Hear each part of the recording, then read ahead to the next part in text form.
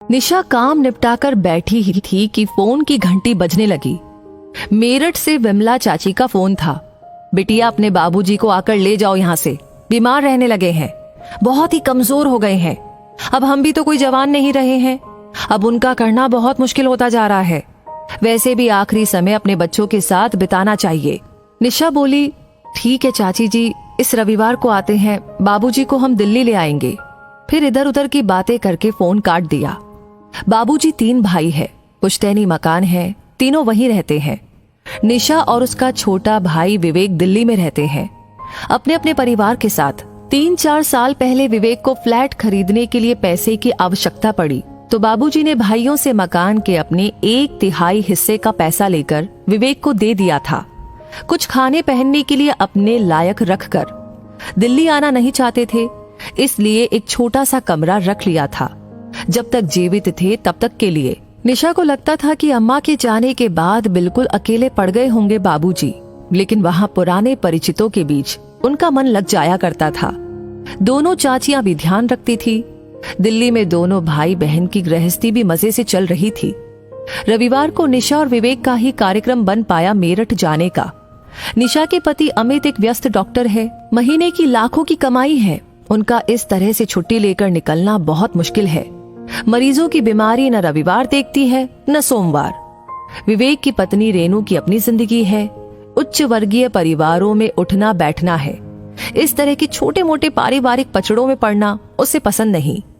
रास्ते भर निशा को लगा विवेक कुछ अनमना गुमसुम सा बैठा है। वो बोली, इतना परेशान मत हो, ऐसी कोई चिंता की बात नहीं है, उम्र हो रही है, थोड़े कमजोर हो गए हैं, ठीक हो जाएंगे। विवेक झेपते हुए बोला, अच्छा खासा चल रहा था, पता नहीं चाचा जी को ऐसी क्या मुसीबत आ गई कि 2-4 साल और रख लेते तो क्या होता। अब तो मकानों के दाम आसमान छू रहे हैं, तब कितने कम पैसों में अपने नाम करवा लिया 3रा हिस्सा। निशा शांत करने की मंशा से बोली, ठीक है ना, उस समय जितने भाव थे बाजार में उस हिसाब से दे दिए, और बाबूजी आखिरी समय अपने बच्चों के बीच बिताएंगे तो उन्हें अच्छा लगेगा।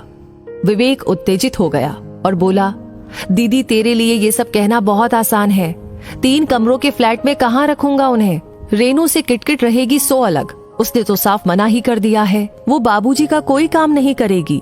वैसे तो दीदी, लड़कियां हक मांगने तो बड़ी जल्दी से खड़ी हो जाती है, करने के नाम पर क्यों पीछे हट जाती है। आजकल लड़कियों की शिक्षा और शादी के समय में भी अच्छा खासा खर्चा हो जाता है।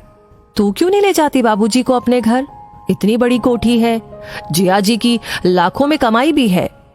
निशा को विवेक का इस तरह बोलना ठीक नहीं लगा। पैसे लेते हुए कैसे वादा कर रहा था बाबूजी से, आपको किसी भी चीज की आवश्यकता हो आप निसंकोच फोन कर देना, मैं तुरंत लेकर आ जाऊंगा। बस इस समय हाथ थोड़ा तंग है, नाम मात्र पैसे छोड़े थे बाबूजी के पास, और फिर कभी फटका भी नहीं उनकी सूद लेने। निशा ने कहा, तू चिंता मत कर, मैं ले जाऊंगी बाबूजी को अपने घर। सही है, उसे क्या परेशानी, इतना बड़ा घर, फिर पति रात दिन मरीजों की सेवा करते हैं, एक पिता तुल्य ससुर को आश्रय तो दे ही सकती है। बाबूजी को देखकर उसकी आंखें भर आई। इतने दुबले और बेबस दिख रहे थे। गले लगते हुए बोली, पहले फोन करवा देते तो पहले लेने आ जाती। बाबूजी बोले, तुम्हारी अपनी जिंदगी है, क्या परेशान करता, वैसे भी दिल्ली में बिल्कुल तुम लोगों पर आश्रित हो जाऊंगा। रात को डॉक्टर साहब बहुत देर से आए, तब तक पिता और बच्चे सो चुके थे। खाना खाने के बाद सुकून से बैठते हुए निशा ने डॉक्टर साहब से कहा, बाबूजी को मैं यहाँ लेकर आई हूँ, विवेक का घर बहुत छोटा है, उसे उन्हें रखने में थोड़ी परेशानी होती। अमित के एकदम तेवर बदल गए। वो सख्त लहजे में बोला, यहाँ ले आई हो से क्या मतलब है तुम्हारा, तुम्हारे पिताजी तुम्हारे भाई की जिम्मेदारी है। मैंने बड़ा घर वृद्धाश्रम खोलने के लिए नहीं लिया था, अपने रहने के लिए लिया है। जायदाद के पैसे हड़पते हुए नहीं सोचा था साले साहब ने कि पिता की करनी भी पड़ेगी। रात दिन मेहनत करके पैसे कमाता हूँ, फालतू लुटाने के लिए नहीं है मेरे पास। पति के इस रूप से अनभिज्ञ थी निशा। रात दिन मरीजों की सेवा करते हो, मेरे पिता के लिए क्या आपके घर और दिल में इतना सा स्थान भी नहीं है। अमित के चेहरे की नसें तनी हुई थी। वो लगभग चीखते हुए बोला, मरीज बीमार पड़ता है, पैसे देता है ठीक होने के लिए, मैं इलाज करता हूँ, पैसे लेता हूँ। ये व्यापारिक समझौता है, इसमें सेवा जैसा कुछ नहीं है। ये मेरा काम है, मेरी रोजी रोटी है। बेहतर होगा तुम 1-2 दिन में अपने पिता को विवेक के घर छोड़ आओ। निशा को अपने कानों पर विश्वास नहीं हो रहा था। जिस पति की वो इतनी इज्जत करती है वो ऐसा बोल सकते हैं? क्यों उसने अपने भाई और पति पर इतना विश्वास किया? क्यों उसने शुरू से ही एक एक पैसे का हिसाब नहीं रखा? अच्छी खासी नौकरी करती थी। पहले पुत्र के जन्म पर अमित ने ये कहकर के छुड़वा दिया कि मैं इतना कमाता हूँ, तुम्हें नौकरी करने की क्या जरूरत है? तुम्हें किसी चीज की कमी नहीं रहेगी, आराम से घर रह कर के बच्चों की देखभाल करो। आज अगर नौकरी कर रही होती तो अलग से कुछ पैसे होते उसके पास, या 10 साल से घर में सारा दिन काम करने के बदले में पैसे की मांग करती तो इतने तो हो ही जाते कि पिताजी की देखभाल अपने दम पर कर पाती। कहने को तो हर महीने बैंक में उसके नाम के खाते में पैसे जमा होते हैं, लेकिन उन्हें खर्च करने की बिना पूछे उसे परमिशन नहीं थी। भाई से भी मन कर रहा था, कह दे कि शादी में जो खर्च हुआ था वो निकाल कर जो बचता है उसका आधा आधा कर दे। कम से कम पिता इज्जत से तो जी पाएंगे। पति और भाई दोनों को पंक्ति में खड़ा करके बहुत से सवाल करने का मन कर रहा था। जानती थी जवाब कुछ ना कुछ तो अवश्य होंगे, लेकिन इन सवाल जवाब में रिश्तों की परतें दर परतें उखड़ जाएंगी और जो नग्नता सामने आएगी उसके बाद रिश्ते ढोने मुश्किल हो जाएंगे। सामने तस्वीर में से झांकती 2 जोड़ी आंखें जीभ पर ताला डाल रही थी। अगले दिन अमित के अस्पताल जाने के बाद जब नाश्ता लेकर निशा बाबूजी के पास पहुंची तो वे सामान बांधे बैठे थे। उदासी भरे स्वर में बोले, मेरे कारण अपनी गृहस्थी मत खराब कर। पता नहीं कितने दिन है मेरे पास और कितने नहीं। मैंने इस वृद्धाश्रम में बात कर ली है, जितने पैसे मेरे पास है उसमें मुझे वो लोग रखने के लिए तैयार है। ये ले पता, तो मुझे वहां छोड़ा और निश्चिंत होकर अपनी गृहस्थी संभाल। निशा समझ गई बाबूजी की देह कमजोर हो गई है, दिमाग नहीं। दामाद काम पर जाने से पहले मिलने भी नहीं आया। साफ बात है ससुर का आना उसे अच्छा नहीं लगा। क्या सफाई देती, चुपचाप टैक्सी बुलाकर उनके दिए पते पर उन्हें छोड़ने चल दी। नजरें नहीं मिला पा रही थी, ना ही कुछ बोलते बन रहा था। बाबूजी ने ही उसका हाथ दबाते हुए कहा, परेशान मत हो बिटिया, परिस्थितियों पर कब हमारा बस चलता है। मैं यहाँ अपने हम उम्र लोगों के बीच खुश रहूंगा। 3 दिन हो गए थे बाबूजी को वृद्धाश्रम छोड़कर आए हुए। निशा का ना किसी से बोलने का मन कर रहा था और ना ही कुछ खाने का। फोन करके पूछने की भी हिम्मत नहीं हो रही थी कि वो कैसे है। इतनी ग्लानि हो रही थी कि किस मुंह से पूछे।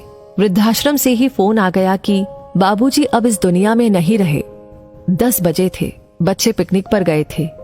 8-9 बजे तक आएंगे। अमित तो आते ही 10 बजे तक है।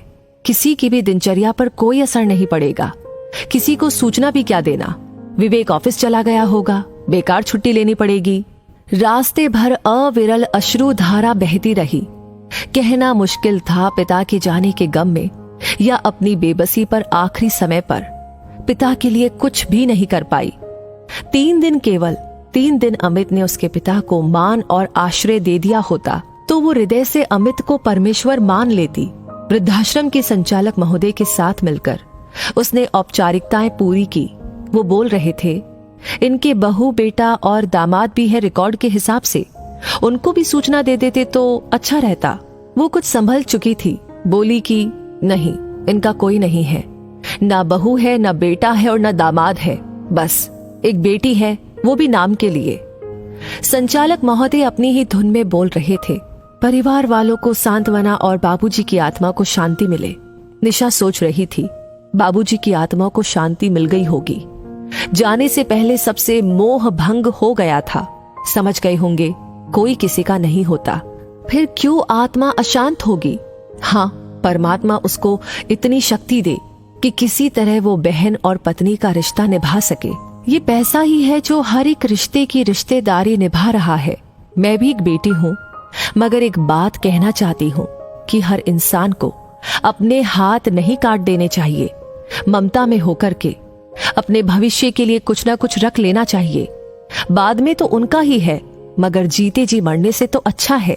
मुझे लगता है आपकी भी आंखें भर आई होगी। जो भी कहना चाहते हैं, आपकी जो भी राय है इस कहानी के बारे में, कमेंट सेक्शन में लिख करके अपनी बात हम तक जरूर पहुंचाइएगा।